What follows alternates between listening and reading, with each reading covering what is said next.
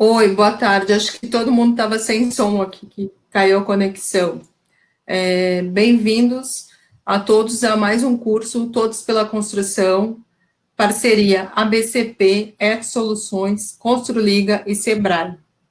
Hoje a gente convida o meu colega aqui do Ceará para falar sobre estudo termomecânico do concreto de estruturas de grande volume.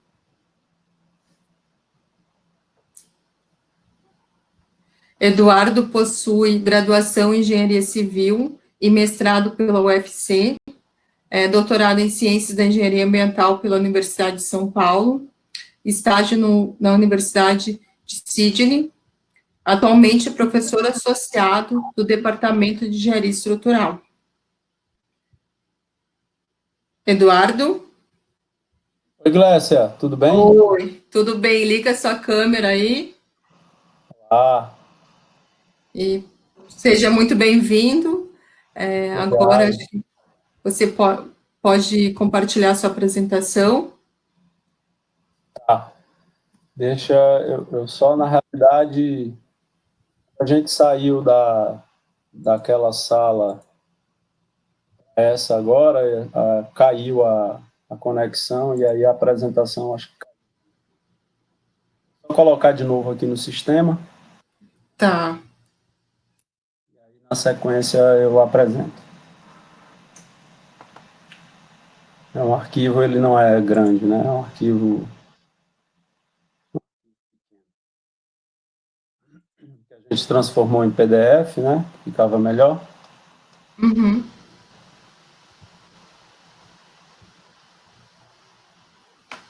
Aliás, a gente tinha Colocou o PPT. o PPT, né? Para ficar a tela inteira sem o vídeo. Ah, tá. Então, tá.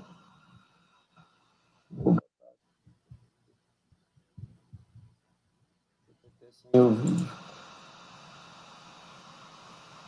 Bom, enquanto carrega aqui, primeiro eu queria agradecer, tá, Glécio, o teu convite aí, o convite da BCP, louvar aí pela atuação de vocês, né, nesse período de pandemia, em conseguir mover aí várias pessoas, vários profissionais.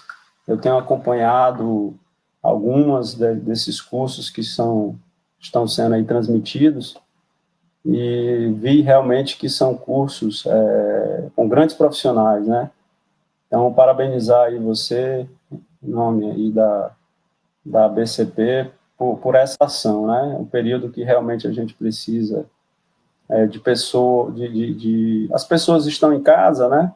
Alguns sem acesso à informação por meio de livros, alunos sem ter as aulas, e vocês conseguirem mobilizar para trazer conhecimento, né, para esse pessoal, né, para esses alunos e profissionais, é realmente digno de louvor, né?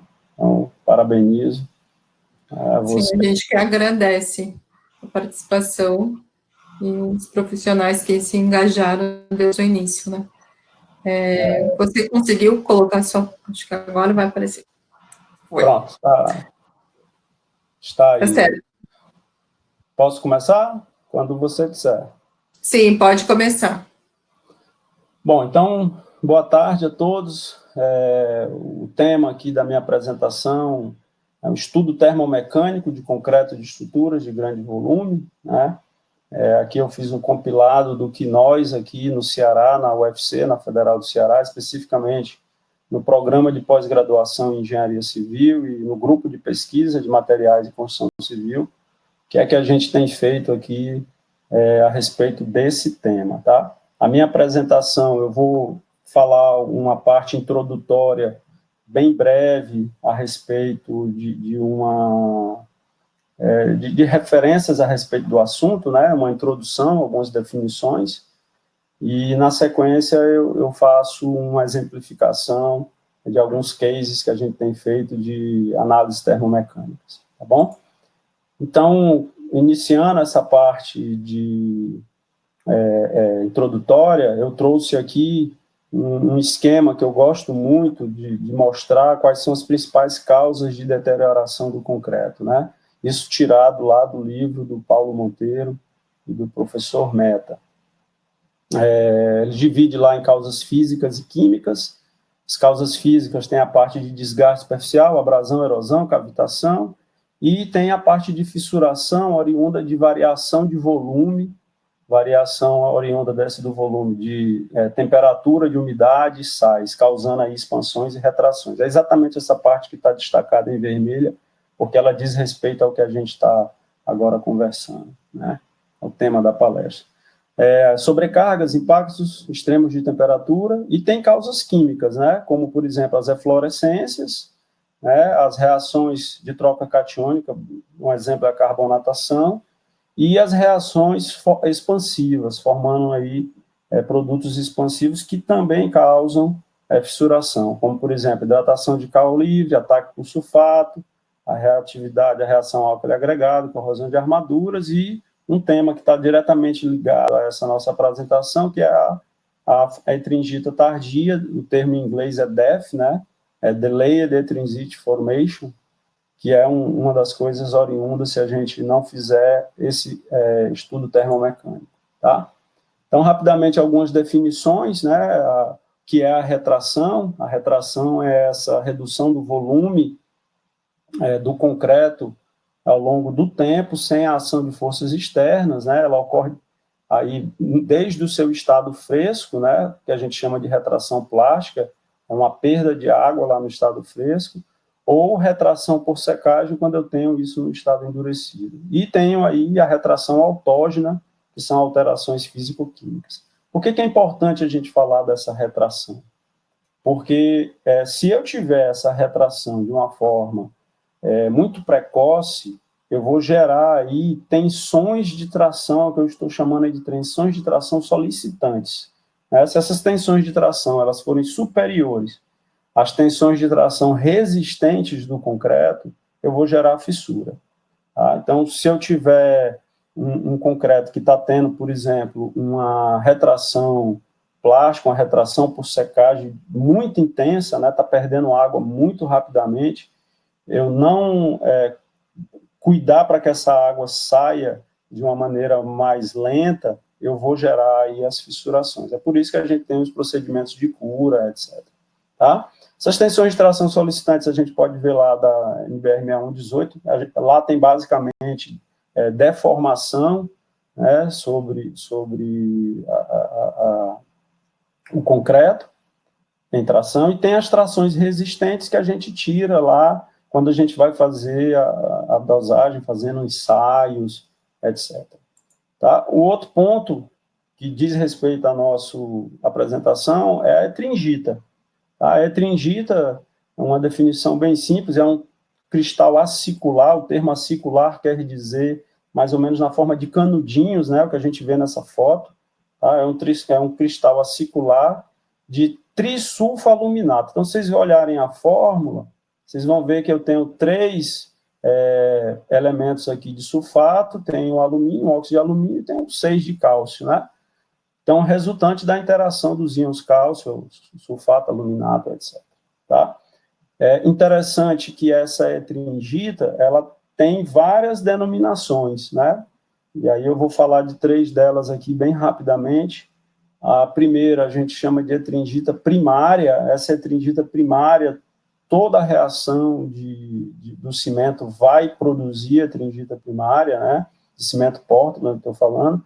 Então, essa etringita é aquela que é formada poucos minutos da hidratação do cimento, também chamada de Early Etringite Formation, ou seja, uma formação de etringita no início, no começo, tá, das reações. E ela ocorre devido à reação do sulfato de cálcio, que é nada mais do que a gipsita, que a gente coloca para conter a questão do tempo de pega, com o aluminato tricálcio, né, o C3A do cimento, que é um dos componentes químicos do cimento. Isso ocorre meio aquoso, obviamente eu tenho aí água no meio. Então, esse gráfico que está sendo mostrado, vocês devem observar aqui uma parábola com concavidade para baixo, tá? Essa parábola aí é justamente a formação da etringita, ela se forma nas primeiras horas, e depois ela se degrada, é instável, se transformando em monossulfato. Ou seja, eu sempre vou ter etringita, né, num concreto, num compósito cimentício. A questão só é quando é que ela vai se formar.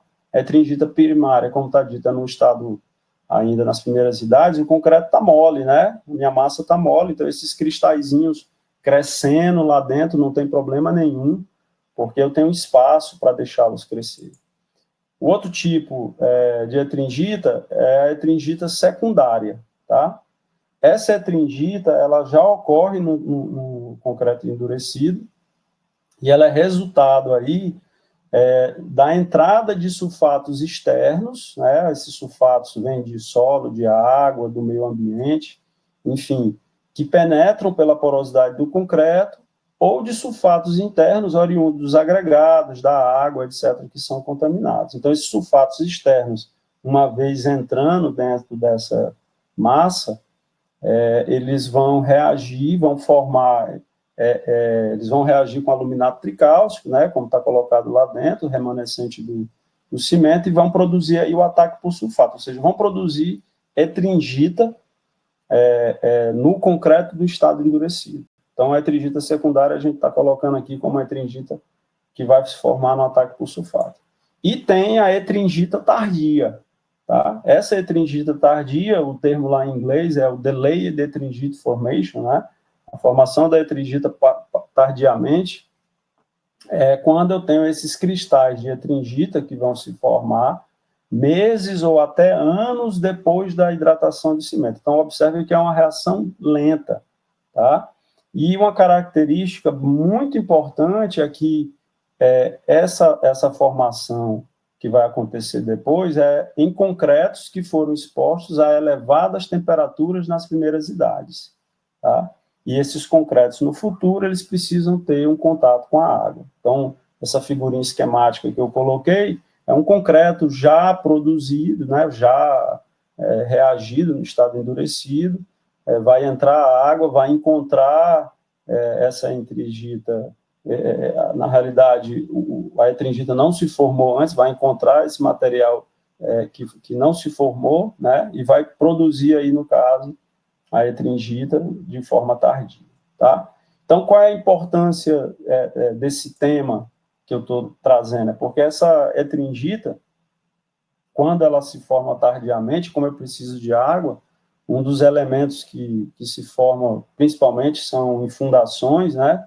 Então, essa aqui é uma foto de uma fundação que sofreu etringita tardia, foram tiradas amostras aqui e feitas ensaios laboratoriais, então você vê uma microscopia eletrônica e quando a gente aproxima, a gente vê nitidamente aqui, ó, essa figura central, os cristais de etringita, e quando você faz ali na microscopia eletrônica de varredura um EDS, né, você faz ali uma avaliação para saber que tipo de composto é aquele, nesse caso aqui, se viu efetivamente que você tinha lá compostos de sulfato de alumínio, né, de cálcio, que são os que efetivamente se integram na etringita tardia, tá? Qual é o grande problema? Você tem essa fissuração em elementos que estão enterrados, você não vê e trazem danos, né? Bom, esse mecanismo de degradação, ele ocorre quando, como eu já tinha dito, essa massa no concreto fresco, ela atinge aí elevadas temperaturas, né, na cura. E aí a etringita, que era a etringita primária, ela não vai se formar, vai se desidratar, né, se transformando aí num monossulfaluminato de cálcio. E o problema é que depois esse monossulfaluminato, ele pode se transformar novamente em etringita quando eu tenho a presença de um sulfato no sistema, ou seja, íons que estão internos a essa pasta e na presença de água, tá? Então, um dado que eu trouxe aqui foi com relação a essas elevadas temperaturas, né? A gente não tem uma norma brasileira ainda, né? Eu sei que estão trabalhando nisso, de que nós teríamos um limitante, tá? Eu trouxe aqui algumas bibliografias, tá? A bibliografia alemã, que diz que o valor é mais conservador, 60 graus, um guia de laboratório francês, que é 65, da Associação Americana de Cimento Portland, fala em 70 graus, o livro do professor Mete Monteiro fala em 65 graus, e nós temos aí uma norma europeia, né, que limita o valor a 70 graus. Aqui no Brasil, o típico que a gente faz sobre concreto, elevação de temperatura máxima, o valor mais usado é 65 graus, tá? Bom, então como é que eu faço a prevenção dessa retringita tardia para que não ocorra a retringita tardia e nem essa fissuração? É uma coisa muito simples, a gente tem que a temperatura máxima do concreto, né, que ele vai atingir, no máximo é 65 graus, tá? Adotando esse valor, né, 65. E aí, como é que esse concreto chega aos 65 graus? Ele vai partir de uma temperatura ambiente, né, a temperatura que ele está, mais uma certa variação de temperatura para mais, né, uma variação aí positiva, um ganho de temperatura devido à hidratação dos compostos aglutinantes, né, cimentantes, ligantes que tem dentro do concreto, tá? E é aí onde entra a simulação termomecânica, tá? Porque na simulação termomecânica o que a gente faz é pegar a geometria dessa, vai estar mais explicitada à frente, mas o que a gente faz é pegar a geometria dessa peça estrutural e botar aí, basicamente, dois condicionantes. O primeiro é que ela não pode fissurar. Como é que eu digo que ela não pode fissurar? As tensões solicitantes, né, elas nunca podem ultrapassar as tensões resistentes, as tensões de tração. Tá? Esse é o quesito que se coloca, então ela não pode solicitar. E a outra é que a temperatura final do concreto nunca pode ser maior do que 65 graus, tomando 65 graus como aí a temperatura limite. Então, na realidade, o que a simulação ela faz, ela vai alimentar, né, esse sistema, nos dizendo qual é a temperatura que o concreto tem que ter para o lançamento. É o que eu estou chamando aí de temperatura ambiente. Qual é a temperatura que ele vai ter no ato do seu lançamento, tá? E aí, por meio da simulação, a gente faz essa determinação dessa temperatura, tá? Bom, então, como é que se dá essa questão da simulação termomecânica, né? Primeiro, a definição, tá? O que é? É uma simulação numérica, né? Usualmente utilizando a modelagem por elementos finitos, de uma estrutura ou parte dela, você pode fazer parcialmente, se a estrutura for assimétrica, né, parte da estrutura, de forma a se predizer no tempo o comportamento das mesmas, quanto às tensões, e aí eu posso botar todo tipo de tensão mecânica, né, compressão, tração, etc., e a temperatura dessa massa de concreto, onde eu vou ter alguns parâmetros de entrada, tanto do concreto, quanto do meio ambiente onde essa estrutura está colocada, tá? Tem um outro dado importante, que não está aqui na definição, que eu preciso também de parâmetros da parte construtiva, né? Parâmetros de forma, basicamente isso, de quanto tempo as formas vão ficar, etc. Então, a sequência básica da simulação termomecânica é essa que está aqui colocada. A primeira coisa que a gente vai fazer é definir os materiais, né? Quais são os materiais que eu vou usar, as características desses materiais. Depois eu vou para uma definição das geometrias, né? Como é que se dá o lançamento desse concreto, né?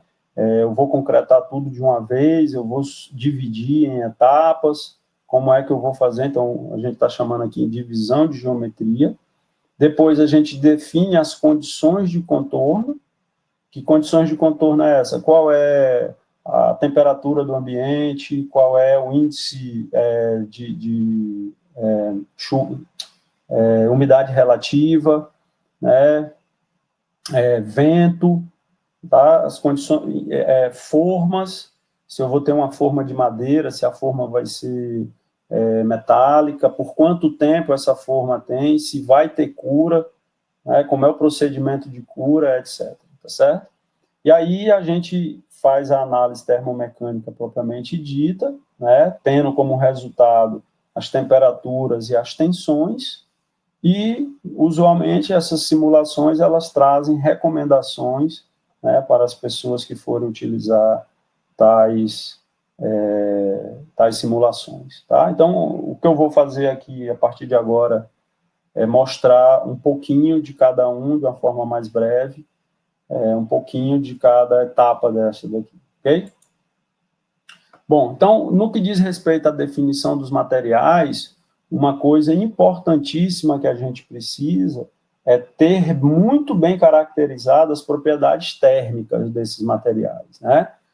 Algumas propriedades a gente vai buscar em literatura, o que é mais comum, que puder ensaiar, é bom que ensaie, mas algumas a gente pode trazer da literatura, como, por exemplo, a capacidade de calor do concreto, condutividade térmica desse concreto, os coeficientes de expansão térmica, etc. Tá? Agora, uma coisa imprescindível que tem é a gente saber quanto de calor o cimento do concreto que eu vou utilizar, né, ele libera, e no tempo, em quanto tempo, tá? Então, um ensaio de calorimetria, então vocês estão vendo na foto do lado superior esquerdo, um calorímetro isotérmico, esse é o calorímetro que a gente tem lá no nosso grupo de pesquisa, né, onde a gente consegue fazer aí, por exemplo, vocês estão vendo o gráfico superior do lado direito, 3 curvas, onde eu tenho a defasagem dessas curvas em função do teor de aditivo que se colocou, né? A primeira curva mais à esquerda, eu tenho menos aditivo, é 0,5%, depois 0,7%, depois 0,9%. Então, a gente vê que esse aditivo específico, tá? Ele retarda o início das reações de hidratação. Então, eu sei em quanto tempo é que vai se iniciar. Isso tudo, essas informações, a gente precisa carregar dentro dos modelos que vai se utilizar, tá? E outras características são características mecânicas, tá? A gente vê aí qual é a elevação de resistência à compressão, por exemplo, essa linha, o gráfico inferior esquerdo, essa linha pontilhada, azul, que vocês estão vendo, né? E a resistência à tração, que é essa que vocês estão vendo nesse mesmo gráfico, só que mais abaixo, tá? Bom, então, isso é a definição dos materiais. Aqui eu trago só para mostrar para vocês, o importante é esse quadro, esse slide para o anterior, o que muda é esse quadro em cima, à direita, tá? A gente vê aqui a evolução do calor liberado pelo tipo de cimento no tempo. Então, por exemplo, eu vou pegar aqui a temperatura típica para saber se um concreto é de baixo calor ou não, de hidratação, é essa de 41 horas, tá? Então, por exemplo, se eu estou usando o CP2E32RS, ele está liberando aqui, ó, 232 joules por grama de calor, tá? Se eu usei um CP432 sem fly ash, tá? O fly ash, quem não conhece o termo, é a cinza volante, né? É um produto que a gente tem aqui na nossa região, oriundo da termoelétrica, eu caio para 220. Se eu usei um cimento CP3, um exemplo, um cimento típico da nossa região aqui, ó, o cimento CP340, ele libera 224 gramas, joules por grama. E o cimento CP432, dessa vez utilizando o fly ash, né, a cinza volante, 212 joules. Você vê a importância que tem de você estudar e escolher o tipo de cimento para poder fazer essas análises, tá? Bom, então o passo seguinte é a definição da geometria, né? Como eu tinha dito, eu estou trazendo aqui 2 exemplos, um é de uma base eólica, tá? Uma fundação de aerogerador, onde vocês estão vendo que ele tem inicialmente um cilindro, né? Você vê aqui é um cilindro de uma base maior, né? Um cilindro maior. Aí eu tenho um tronco de cone, né? Que é essa parte intermediária, e em cima um cilindro menor, tá? A gente colocou essa divisão em 3 etapas. Volto a repetir, a gente pode fazer isso em mais etapas, só que aí tem a questão do esforço computacional, né? E também de como essa estrutura vai ser concretada, né? Essa estrutura vai ser concretada de uma vez, né? A outra aqui que eu trouxe é uma fundação, né, de um bloco de fundação de uma máquina. Depois vocês vão ver a geometria. Essa de cima aqui tem 18 metros de diâmetro, tá? Essa base aqui, ela tem mais ou menos uns 490 metros cúbicos. Essa de baixo é mais ou menos no mesmo tamanho, tá? 400, essa de baixo é 450, porque ela é 14 por 14, por uma altura de 2,30 metros, enquanto que essa outra aqui, ela tem uma altura total de 4 metros de altura. Então, são efetivamente estruturas grandes, com grandes volumes, né? E isso precisa ser muito bem estudado para que a gente não tenha aqueles dois problemas lá que a gente comentou, de retrações e de etringitas tardias formadas, tá? Então, a definição da geometria, a gente faz essa definição, e depois a gente coloca, como eu já tinha me referido, as condições de contorno. Né? O que são essas condições de contorno? É eu contar, no caso, para o software, né? Eu não me lembro se eu comentei isso, essas análises, elas são feitas utilizando-se softwares específicos. Existem vários softwares aí que vocês podem utilizar, são softwares de elementos finitos, tá? Com base em elementos finitos. Então, eu vou jogar aqui na minha estrutura as minhas condições de contorno, tá? Então, por exemplo, essa aqui, você tem que escrever lá como é que se dá a questão dos ventos, a direção dos ventos, quais das faces você tem vento predominante, né? Então, convém que você tenha uma ideia de como isso se dá lá na prática, na obra, a temperatura do local, né, e convém que você ponha, como essas simulações são simulações longas, né, são simulações aí de 7 dias, pelo menos, que a gente faz, para saber todo o comportamento, então você vai fazer exatamente dizendo que de dia a temperatura é 32, 33 graus, e à noite ela resfria, então você vai ter que mostrar, vai ter que entregar esse dado. E, da mesma maneira, a umidade relativa, tá?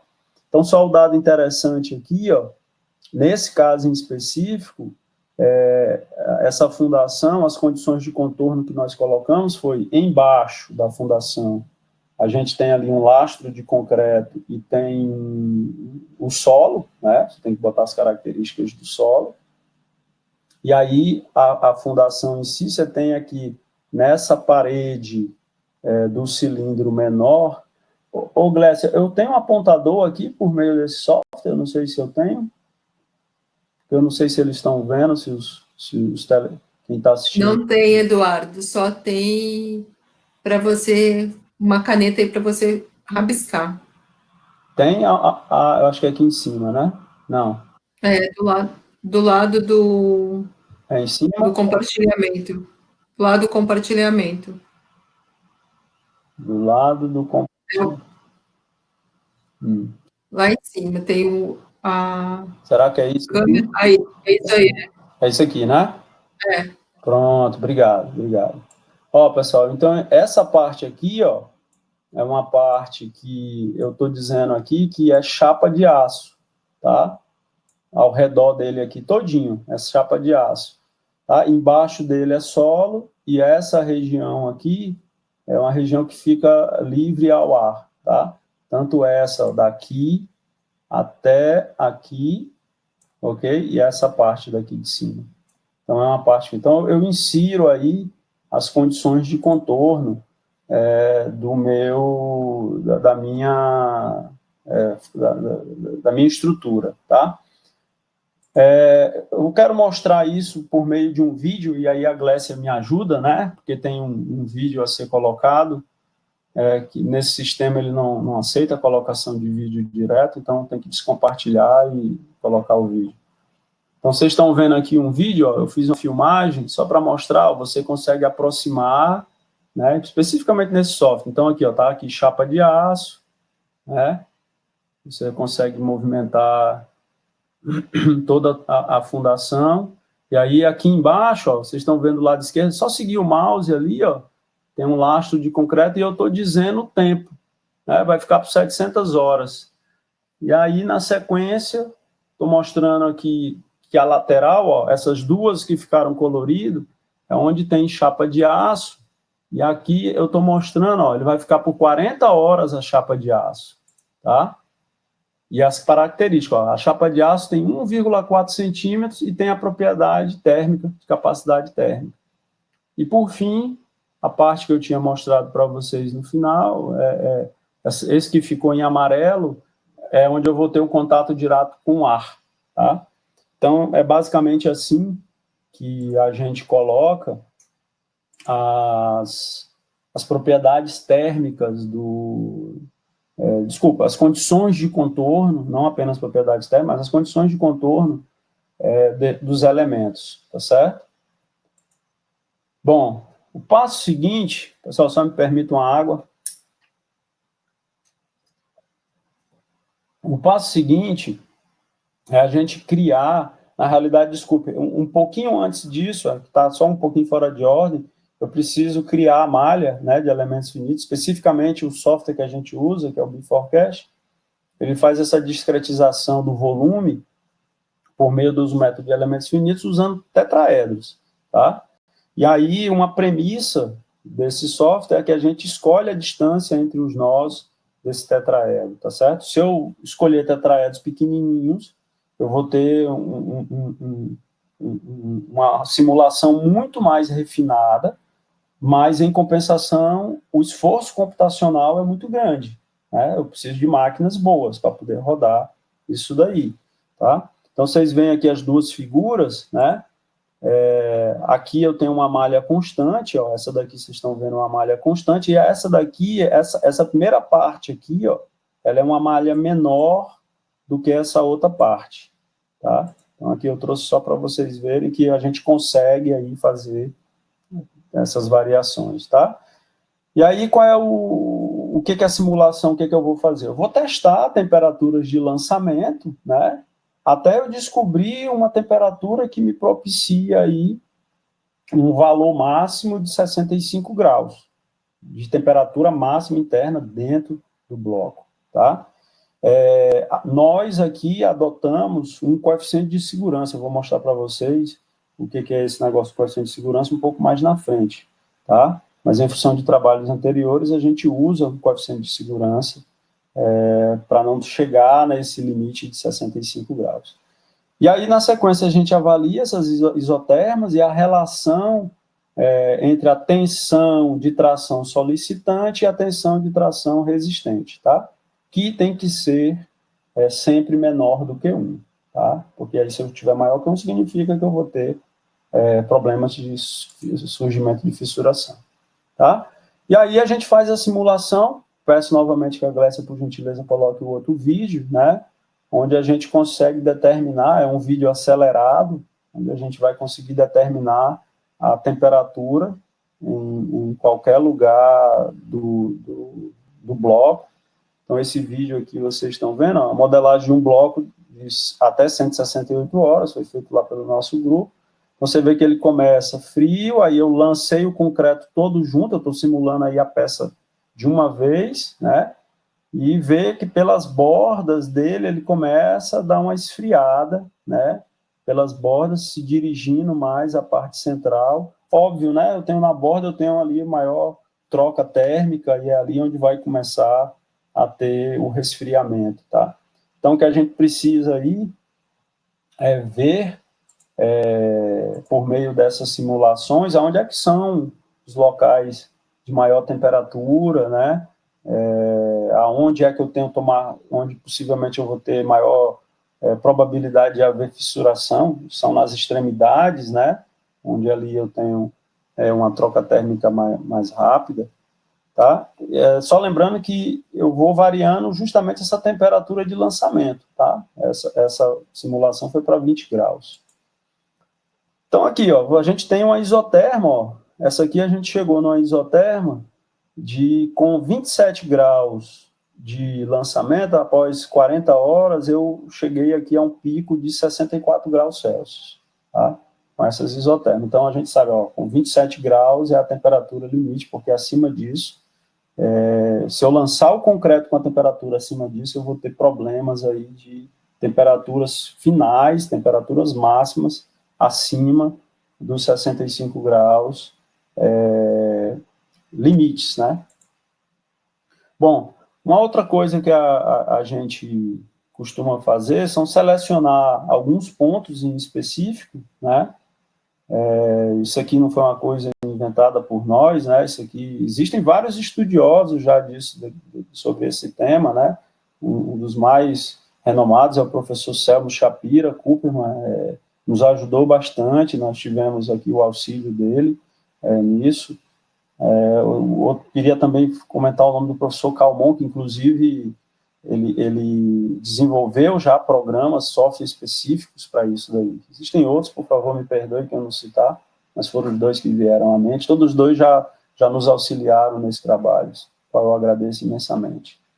Então, a gente tem pontos aqui mais centrais, então eu queria só destacar aqui, ó, você tem aqui os pontos centrais, ó, um ponto A, B, um ponto C, um ponto E e um ponto G. Tá? São os pontos, esses pontos mais centrais, esses pontos um pouco mais distantes, e esses pontos mais próximos, o D, o F e o H, são pontos onde eu vou ter aí problemas, possivelmente, de fissuração, né? E aí eu vou olhar mais para esses caras aí, a questão daquele índice de fissuração, que é o que a gente usa, que é tensão solicitante dividido pela tensão resistente. E vou olhar para os pontos mais internos, questão mais de temperatura, tá? Então, a gente, dado uma temperatura de lançamento, a gente vê as temperaturas máximas ao longo do tempo, né? Então, se a gente for olhar aqui, ó, ao longo do tempo, chegando até 170 horas aí, quais foram as temperaturas. Então, a gente vê que esse ponto aqui mais laranjinha, que é o ponto B, que é exatamente o ponto mais central, né? Então, o geóide aqui da minha figura é onde vai concentrar aí as maiores concentrações de temperatura, né? Ele não tem muito com quem trocar, o resfriamento dá-se de fora para dentro, né? Então, a gente vê aqui, ó, maiores temperaturas aqui, isso não pode passar os 65 graus, tá? E eu tenho aqui menores temperaturas nos pontos mais extremos, mas eu tenho uma outra coisa para verificar, que é esse tal do índice de fissuração, tá?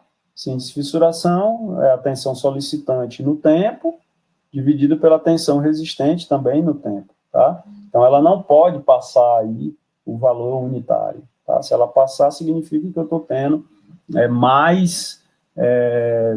vou ter fissura, né? Então, se a gente for verificar, ó, os pontos que têm mais probabilidade de fissurar são justamente os extremos, né? Ponto H, ó, é esse pontilhado, então vamos só voltar aqui para ver onde é o H. Ó, o ponto H é esse bem daqui, ó, bem aqui no cantinho aqui. E aí a gente precisa, obviamente, tomar cuidado com ele, não deixar entrar com a questão de cura, etc. Então, para essa temperatura, a gente viu que está tranquilo, não vai fissurar. Quero trazer um outro exemplo. Esse exemplo aqui é um exemplo de... Primeiro, foi concretado essa parte de baixo, né, uma espessura inicialmente de 45 centímetros, em torno de 95 metros cúbicos, 90 metros cúbicos. Essa peça aqui é aquela que eu mostrei, ela é 14 metros por 14 metros por uma altura de 2 metros e 20, né, 2 metros e 30 de altura, tá? E aqui a gente colocou ponto D, E e F como os pontos centrais dessa primeira camada, e os pontos A, B e C como os pontos centrais, né, dessa segunda camada, tá? E aí eu vou mostrar para vocês como é que se deu aqui, ó. Teve um lançamento inicialmente, uma temperatura ambiente, ó, em torno de, acho que é 32 graus, e aí tem esse primeiro, os picos, né, os pontos mais internos, que é o ponto A, deixa eu só ver aqui que eu não me lembro direito, é o ABC, né, são os pontos, desculpa, esse aqui é a parte de baixo, é o D, E e F, né, D, E e F, então os pontos aqui, ó, D, E e F são esses aqui, primeiro concretou-se os 45 centímetros, aí 7 dias depois foi concretado o segundo. Então, você vê aqui, ó, que esse ponto que estava resfriando, ele ocorre novamente um acréscimo, né?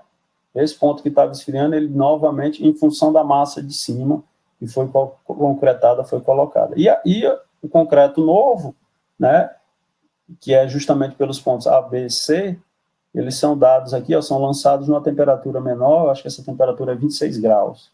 A gente teve que resfriar para poder respeitar aqui, não chegar lá nos 65 graus, ok?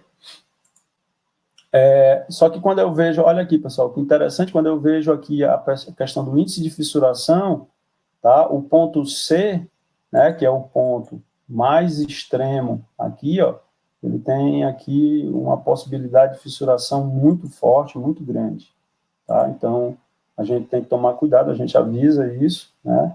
A simulação avisa para quem vai concretar, e ele, naquele ponto ali, ele cuida com uma cura melhor, ou arma mais, enfim, tenta ver uma maneira de combater para que não tenha problema de fissuração ali, tá certo? Uma outra coisa é o balanço térmico, tá? Veja bem, eu estou em Fortaleza, né, no Ceará, a nossa temperatura média aqui é em torno de 31 graus, né, então, a depender do dia, a gente chega a temperaturas maiores. Então, como é que eu garanto que eu vou lançar, por exemplo, um concreto a uma temperatura de 27 graus, tá? É o que está colocado aqui. Então, para poder eu ter um lançamento de 27 graus, para esse exemplo, né, esse exemplo em específico, a gente está sugerindo aqui, ó, trocar água de amassamento por gelo. Então, a gente tem aqui um traço, que é o traço do concreto em si, um traço com 310 quilos, aqui todas as características dos agregados. Observe que eu coloquei aqui as temperaturas estimadas, né, um concreto, um cimento que vai estar dentro de um silo, recebendo sol aqui no Ceará, eu vou estar por volta aí dos 70 graus lá dentro, os agregados 42 graus e tal, e eu tenho que baixar isso daqui, que a massa final seja com 27 graus. Tá? Então, aqui nesse caso, está dando um uso de 88,1 quilos de gelo por metro cúbico de concreto. Tá? E eu ainda vou usar 91 litros de água, né, complementar. Estou trocando gelo por água. É uma coisa interessante que geralmente se tem nesses balanços, né, esses trabalhos, são esses balanços térmicos, tá? Bom, algumas recomendações, que aí finaliza a parte da simulação, a gente monitorar, né? É importante ter o monitoramento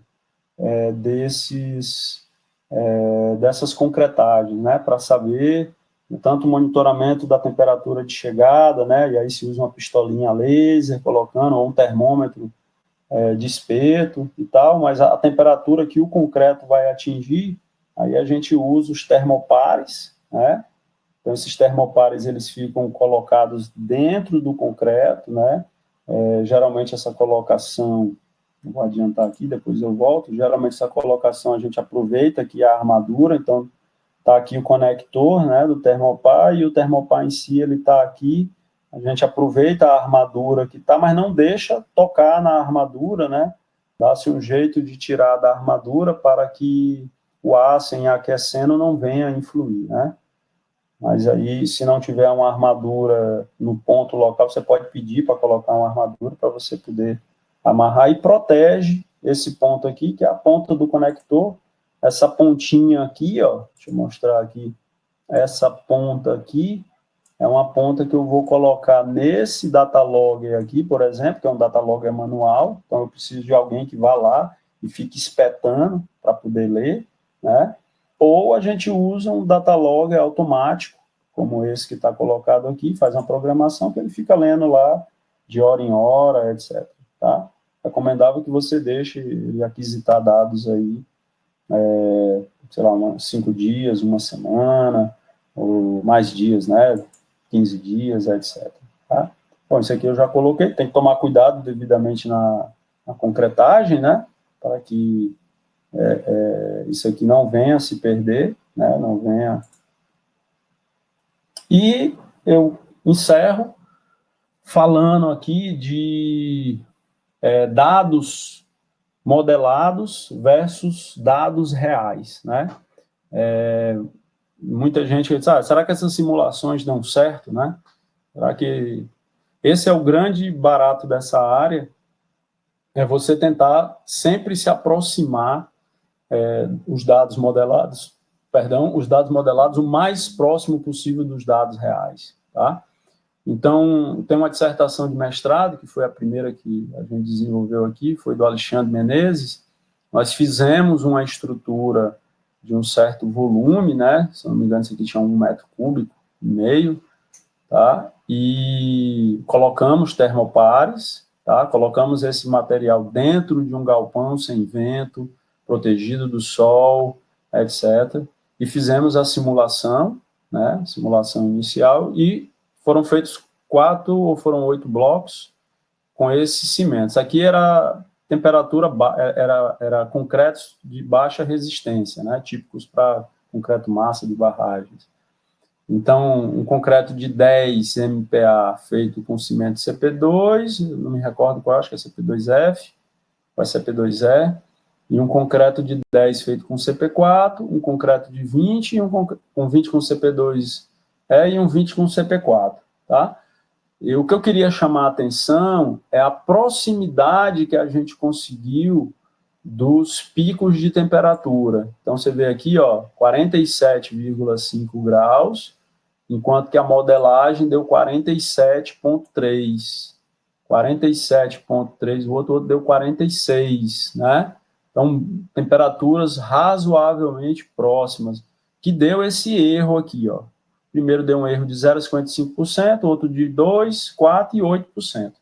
E é daí que a gente aqui costuma sugerir, a gente usa nas nossas modelagens, uma adoção de um coeficiente de segurança que nós usamos de 1,1.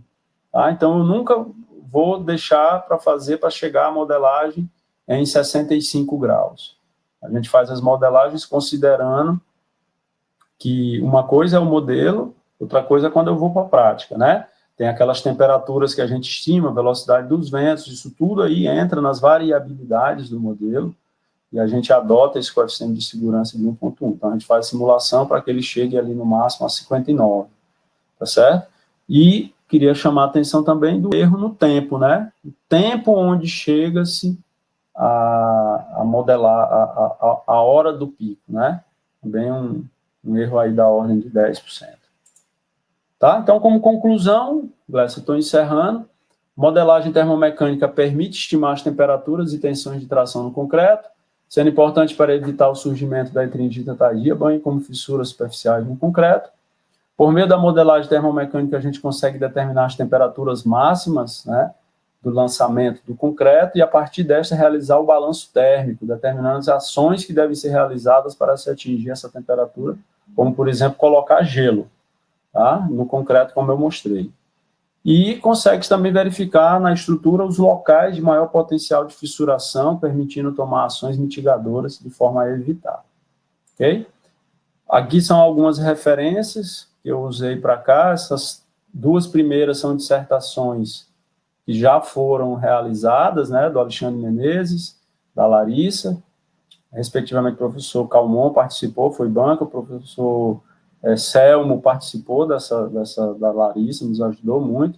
A Amanda é orientanda do professor Lucas, é um professor que entrou agora, uma força nova no nosso departamento, no nosso programa de pós-graduação. Está desenvolvendo com a Amanda, especificamente agora para a parte de aerogeradores, né? Expectativa para esse ano. E coloquei um livro aqui, mais clássico, de fundamentos de transferência de calor.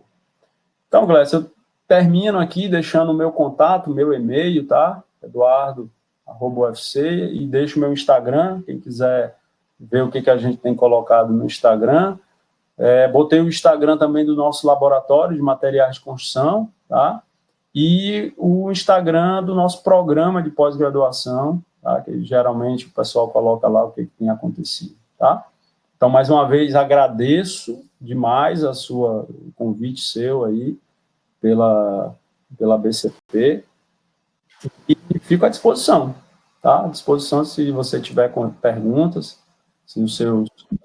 Vamos lá. Obrigada, Eduardo. De nada. Foi ótima palestra bem didática. Temos bastante perguntas aqui. É só finaliza a tua apresentação aí para colocar a sua imagem maior. Ah, tá. Slides. Certo. Não, é isso. Pronto? Então, deixa eu fazer aqui as perguntas que estão relacionadas aí ao...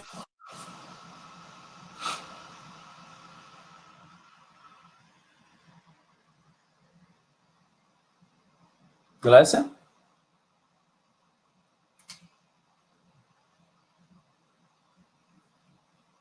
Me escutando, Eduardo? Agora sim, deu uma travada aqui. As perguntas aqui sobre o termopar. Se é deixado em contato direto com concreto, acho que aqui deve ser alguém da Tecomate, que na Tecomate, em testes, alguns termopares não podem ser deixados em contato direto com concreto. Qual é o seu uso? Certo. Existem tipos de termopar, né? Existem tipos específicos. Acho que aquele é tipo K, tá? E aí você pode deixar ele em contato direto. Esse que nós usamos, que é aquele da foto, a gente deixa em contato direto. Mas existia um outro que você botava um tubinho e botava o termopar lá dentro e ele aquecia, né? Por convecção. Agora, esses mais recentes, a gente tem colocado direto em contato, põe uma barra de aço, né, se não estiver próximo do local, onde você quiser capturar aquilo ali, você põe a barrinha de aço, né, e tenta deixar a pontinha lá do termopar longe dessa barra de aço, né, que não aqueça, põe lá alguma coisa que tente separar, para que ele não venha a distorcer eventuais valores, né, aumentando esses valores. Em relação às temperaturas registradas pelos termopares, são maiores que a temperatura limite. O que pode ser feito? Na realidade, quando a temperatura deu acima, né, a opção mesmo é rezar, para que não tenha nenhum problema de... Como diz eu usei umas imagens, quero agradecer ao professor Zé Ramalho também, que me cedeu aqui umas imagens, aqueles da Etringita, como ele mesmo brinca, né? Consiga um terço de umas bolas de aço bem grande para rezar. Na realidade, o que a gente ultrapassou o valor da temperatura, né? Pode vir a ter a formação da Etringita. Aí é monitorar, né? A gente vai monitorar para ver se aparecem fissuras e tal. Se por acaso aparecer tais fissuras, e aí precisa fazer o diagnóstico. Esse diagnóstico, usualmente, se faz as extrações no local da fissura, e aí se faz uma análise por microscópio, aquela que eu mostrei, né, tentando identificar se tem os compostos químicos da etringita, e uma vez considerando que tem etringita, geralmente ela vem ali em paralelo, a gente tem visto muito trabalho que vem em paralelo a etringita com RAA, né, com a reatividade álcali agregada. E esses dois eu preciso ter esforços de compressão para combater esses esforços expansivos de tração. Mas se acontecer, se quiserem preventivamente, é fazer uma compressão, né? Então, existem já alguns trabalhos que botam perfis metálicos com barras de Vidag, comprimindo o bloco.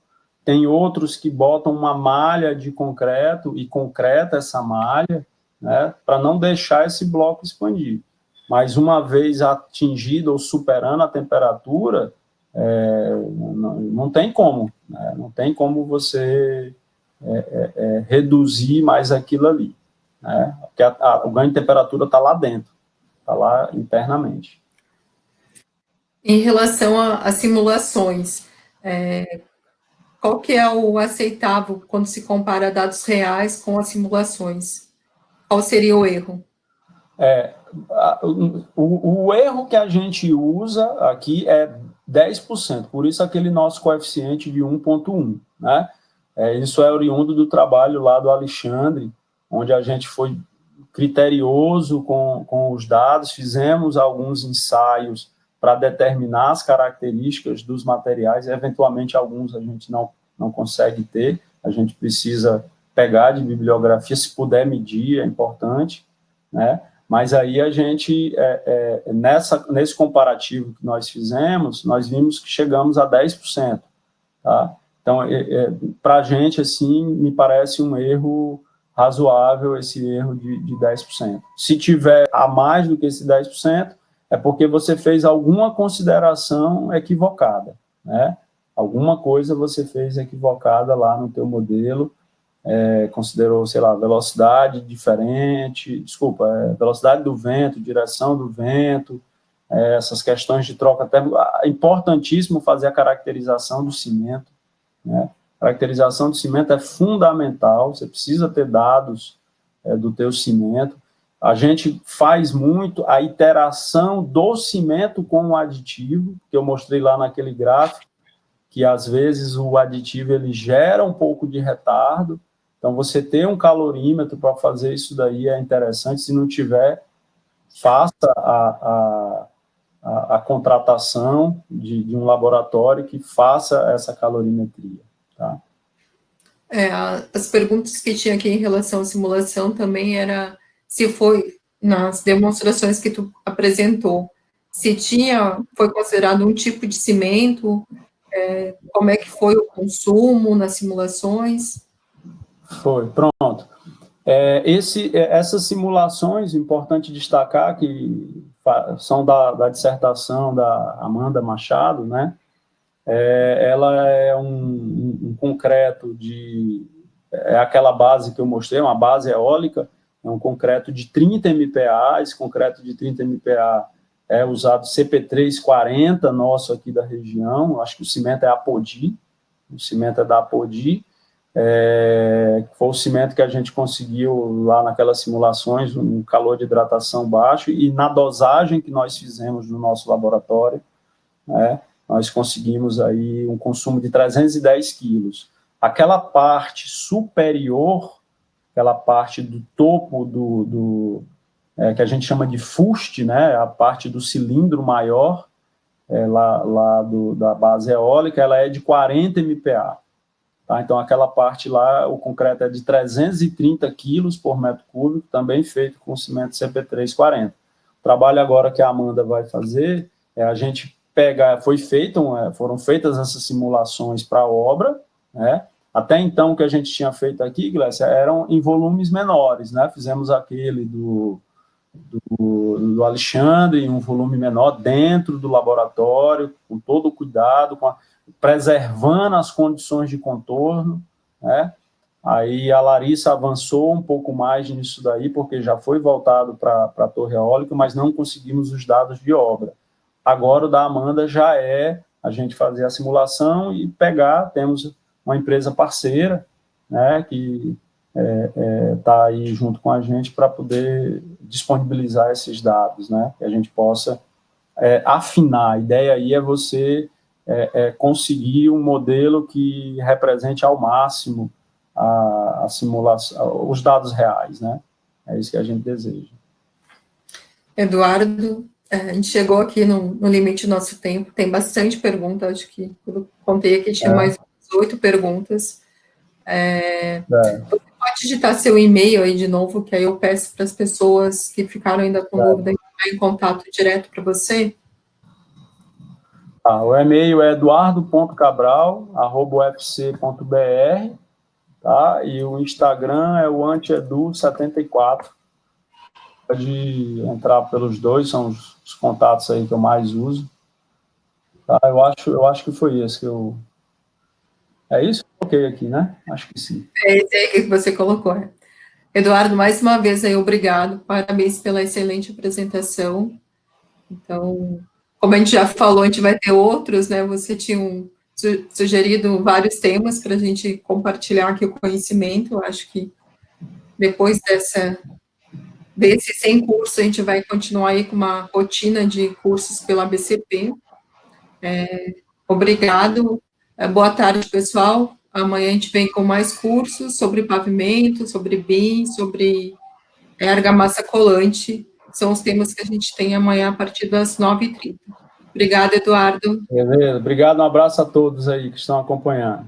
Tudo de bom.